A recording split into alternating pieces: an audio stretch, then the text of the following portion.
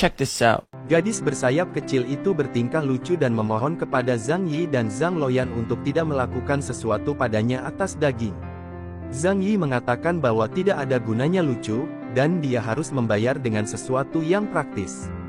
Sementara Zhang Luoyan ingin makan binatang buas bersayap. Gadis bersayap kecil itu menangis dan memanggil Zhang Luoyan dan Zhang Yi Devils. Itu berhenti sejenak, berpikir bahwa dia tidak punya pilihan. Dia bertindak imut lagi dan mengatakan bahwa dia sebenarnya adalah reinkarnasi dari bias Baize, yang harus dilindungi. Zhang Luoyan berpikir bahwa dia akan lebih enak. Zhang Yi berpikir bahwa dia hanya menggertak karena Baize tidak terlihat seperti itu sama sekali. Tugas takdir dipicu. Dalam 5 menit, Baize yang bereinkarnasi harus ditundukkan, 15 poin kekuatan sihir akan dihargai dan Zhang Luoyan menjadi anjing adalah penalti. Zhang Yi berpikir bahwa itu adalah situasi yang saling menguntungkan baginya, dan dia dapat mengkonfirmasi identitas gadis bersayap kecil itu. Dia memberitahu Zhang Luoyan bahwa sebagai murid sekte Daois, mereka tidak dapat membunuh hewan tanpa alasan. Dia menyarankan bahwa lebih baik jika mereka menaklukkannya dan membiarkannya menjadi alat transportasi mereka. Zhang Luoyan setuju tetapi mengatakan bahwa dia masih memakan gadis bersayap kecil setelah menjadi alat transportasi mereka. Gadis bersayap kecil itu menangis dan memohon Zhang Luoyan untuk menjadi manusiawi. Zhang Yi menggunakan binatang buas yang menjinakkan seni untuk gadis bersayap kecil itu. Tapi dia bingung ketika kepulan asap muncul di sampingnya. Penundusan gagal, Zhang Luoyan menjadi anjing, durasinya suatu hari. Zhang Luoyan menangis ketika dia menuduh Zhang Yi. Seni taming binatang normal tidak mampu menundukkan Baize. Gadis bersayap kecil itu menertawakan Zhang Luoyan, dia mengatakan bahwa meja telah berbalik dan Zhang Luoyan tidak akan bisa memakannya sejak dia menjadi anjing. Zhang Luoyan menamparkan gadis bersayap kecil itu dengan cakarnya. Gadis bersayap kecil itu dibuang oleh tamparan itu, dia berpikir bahwa pasti ada sesuatu yang salah bagi Zhang Luoyan agar tetap begitu kuat bahkan setelah berubah menjadi seekor anjing. Zhang Yi mengambil kesempatan untuk menandatangani kontrak pelayan utama dengan gadis bersayap kecil itu. Gadis bersayap kecil itu tertangkap basah. Aura spiritual Zhang Yi yang kuat memaksanya ke dalam kontrak pelayan utama. Zhang Yi memanggil gadis kecil bersayap kecil Baize. Dia menepuk kepala Little Baize dan mengatakan kepadanya bahwa dia akan menjadi alat transportasi. Little Baize tidak bisa membantu tetapi menyukai kepala-kepala. Dia berpikir bahwa itu adalah bagaimana Zhang Yi menipu orang lain. Zhang Luoyan menyarankan untuk menggunakan Baize kecil sebagai makanan darurat. Zhang Yi mengatakan kepadanya bahwa dia harus khawatir tentang dirinya terlebih dahulu, atau dia akan selamanya menjadi anjing yang lucu. Zhang Luoyan menendang Zhang Yi dan memintanya untuk bertanggung jawab. Zhang Yi berhenti menggodanya dan memberitahunya bahwa mantra harus diangkat keesokan harinya. Mereka bergerak maju menuju tempat kompetisi bis-bis. Little Baize menggoda Zhang Luoyan, dia memanggilnya anjing yang baik dan memerintahkannya untuk mengikuti. Zhang Luoyan merasa kesal. Keesokan harinya, dalam kompetisi pemenggalan binatang Gunung Neter, saudara laki-laki senior yang hebat dari Sekte Surgawi, Ye Haoran merasa bosan memandangi kerumunan yang berkumpul di bawah paviliun tempat dia berada. Dia berpikir bahwa kompetisi pemenggalan binatang buas telah berubah dari buruk menjadi lebih buruk bahwa bahkan seniman bela diri yang lemah telah datang untuk berpartisipasi. Xie Ji, yang merupakan roh misterius yang memiliki tubuh, muncul di belakangnya. Dia mengatakan bahwa dia akan membantu dia jika dia membutuhkannya. Ye Haoran mengklaim bahwa dia bisa memenangkan kompetisi tanpa bantuannya. Dia mengatakan bahwa intinya telah dilanggar setelah dia dengan paksa membuatnya membangkitkan tubuh murid ganda. Xie Ji menjelaskan bahwa dia tidak tahan dengan tubuh suci yang tertinggi dan ingin Ye Haoran juga menjadi lebih kuat. Ye Haoran mengatakan kepadanya bahwa tidak peduli bagaimana, dia ingin mendapatkan kekuatan melalui usahanya sendiri. Dan mengatakan bahwa sudah waktunya baginya untuk pergi karena dia sudah tinggal di dalam tubuhnya selama 3 tahun. Xie Ji mengatakan bahwa dia tidak bisa melepaskan dirinya karena dia menyukai aroma darah kamu. Dia mencubit pipi Ye Haoran dan mengatakan kepadanya untuk tidak khawatir dan mengatakan bahwa dia adalah roh sehingga orang lain tidak dapat mendeteksinya, dan mereka tidak akan tahu bahwa dia memiliki wanita pribadi. Ye Haoran tersipu dan dibiarkan terdiam. Beberapa seniman bela diri di belakang Ye Haoran mengolok-oloknya, mengatakan bahwa ia telah menjadi sok dan bahwa tubuh suci murid ganda akan membuat ramuan spiritual yang hebat. Ye Haoran marah dan menggunakan teknik yang membunuh mereka yang mengolok-oloknya. Dia mengatakan bahwa mereka adalah sampah yang bahkan lebih rendah dari serangga dan tidak pantas hidup di dunia itu. Darah ki dari mereka yang terbunuh berkumpul menuju pipa tembakau Xieji. Dia kecewa karena dia baru saja mengumpulkan beberapa ki darah tingkat rendah, tetapi dia menghibur dirinya sendiri dan mengatakan bahwa itu lebih baik daripada tidak sama sekali. Orang-orang yang melihat kejadian itu takut pada Ye Haoran. Mereka melihatnya sebagai tampan, tak tertandingi dan kejam. Pria menakutkan memang. Little Bai Ze terbang menuju kompetisi pemenggalan binatang Gunung Neter dengan Zhang Loyan dan Zhang Yi di belakangnya. Zhang Yi dengan cemas menyuruhnya melambat sementara Zhang Loyan, sambil makan manisan hulu, mendesaknya untuk terbang lebih cepat. Little Bai Ze menangis, dengan kecepatannya dan momentum yang dia bangun, dia tidak bisa berhenti lagi. Dia terbang menuju puncak paviliun, berseru Ye Haoran. Little Bai Ze jatuh di samping kamu Haoran. Zhang Yi khawatir betapa mudahnya Bai Ze crash. Zhang Loyan dan Little Bai Ze merasa pusing, Zhang Loyan bahkan muntah. Ye Haoran menatap Zhang Yi. Yang Zi memperhatikan Ye Haoran dan menyambutnya orang-orang di bawah paviliun yang diaduk dengan penampilan Zhang Yi yang tiba-tiba. Mereka berbagi pendapat dan berita terbaru yang mereka dengar tentang Zhang Yi. Dinasti Zhou yang hebat, 3 utusan khusus muncul dan menuntut kerumunan untuk diam. Dan mengumumkan bahwa kompetisi pemenggalan binatang akan dimulai. Kerumunan menjadi bersemangat setelah mendengar bahwa kompetisi akan dimulai, dan saat melihat para pejabat dinasti Zhou besar. Zhang Yi, Bai Ze kecil, Zhang Loyan, dan Ye Haoran memusatkan perhatian mereka pada para pejabat. Para pejabat memberi tahu kerumunan bahwa kompetisi BIS adalah peristiwa 3 tahunan, yang mengundang para pembudidaya muda di seluruh dunia untuk membunuh setan dan binatang buas, dan untuk menghilangkan bahaya bagi rakyat jelata.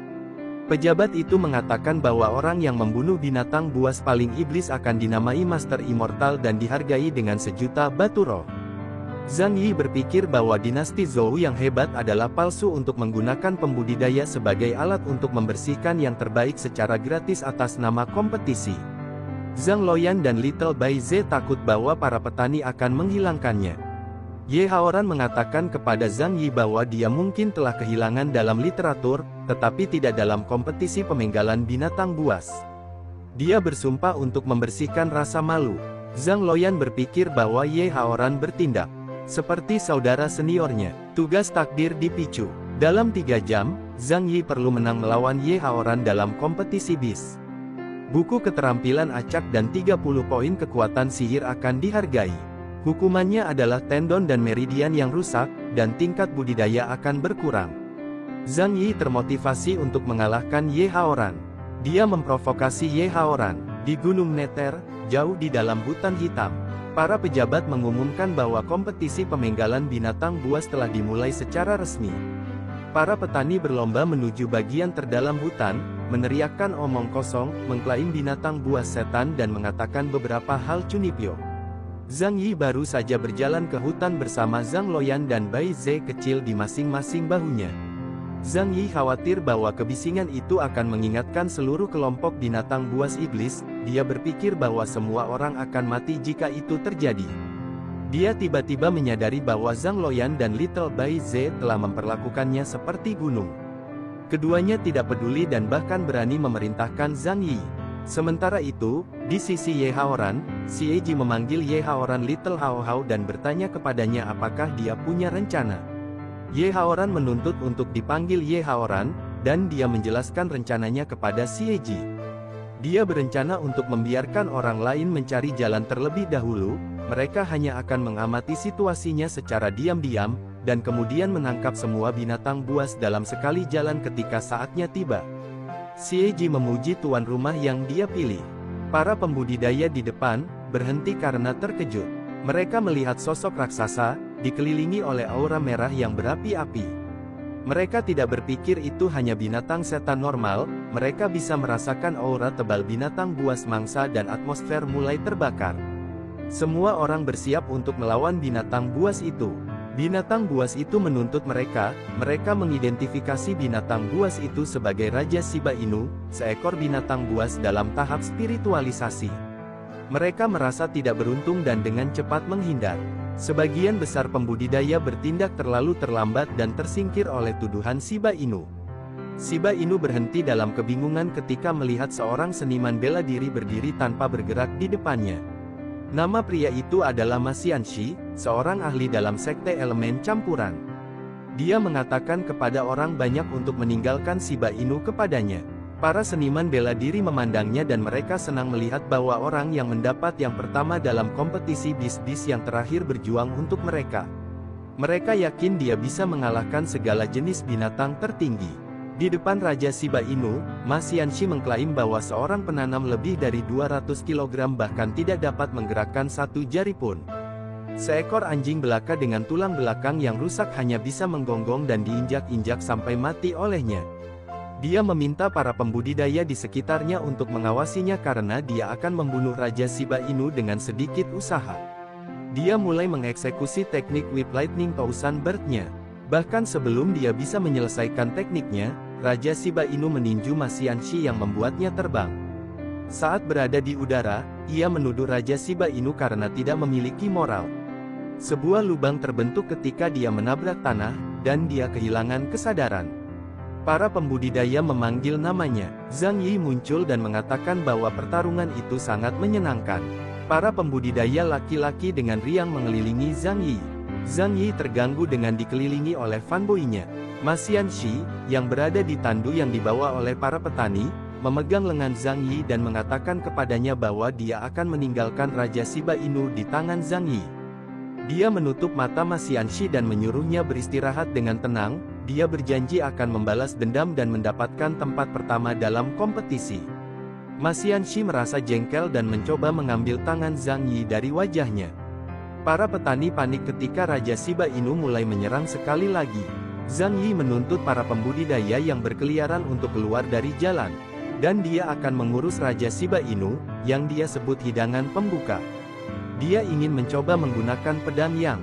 Dia berencana untuk menangkap Raja Shiba Inu lengah dan menyelesaikan hal-hal dengan cepat. Dia berlari melalui Raja Shiba Inu. Zhang Yi muncul di belakang Raja Shiba Inu, dan sementara dia mengariskan pedangnya, tebasan pedang membuat Raja Shiba Inu mengerang kesakitan. Bulu Raja Shiba Inu menghilang. Jika bukan karena pertahanannya yang tinggi, itu akan pecah berkeping-keping. Segera melarikan diri, Zhang Loyan dan Little Bai Ze mengejar ekornya. Raja Shiba Inu mati-matian mencalonkan diri untuk hidupnya. Para petani mulai berkumpul di sekitar Zhang Yi sekali lagi, menyanyikan pujian. Zhang Yi mengatakan kepada mereka untuk tidak terlalu tergila-gila dengannya, dan mengingatkan semua orang tentang tugas kompetisi pemenggalan binatang buas. Di suatu tempat di hutan, Ye Haoran menyatakan penghinaannya. Dia mengatakan bahwa semuanya baru dimulai. Zhang Loyan dan Little Bai Ze kembali terburu-buru sambil menangis. Debu tebal menutupi binatang buas setan yang mengejar mereka. Semua orang panik melihat tentara binatang buas setan datang ke arah mereka, termasuk Zhang Yi. Zhang Yi tidak bisa membantu tetapi dengan sia-sia bertanya kepada Zhang Loya dan Little Bai Ze bagaimana mereka memikat binatang buas itu. Alih-alih berlari, para pembudidaya bertugas ke arah tentara binatang buas setan. Kamu Haoran muncul dan bergabung dengan pertempuran. Dia membunuh binatang buas setan satu demi satu. Zhang Yi berpikir bahwa ini adalah waktu yang tepat baginya untuk menggunakan teknik pedang penyair abadi yang sistemnya hadiah baru-baru ini. Pedang emas muncul di sekitar Zhang Yi. Dia membacakan garis dan menggunakan teknik pedang penyair abadi, Torrent Sword Ki. Binatang setan di sekitar Zhang Yi mati segera. Dia membacakan baris lain, gelombang ki emas membanjiri daerah di sekitarnya dan sekelompok binatang buas iblis lainnya dimusnahkan.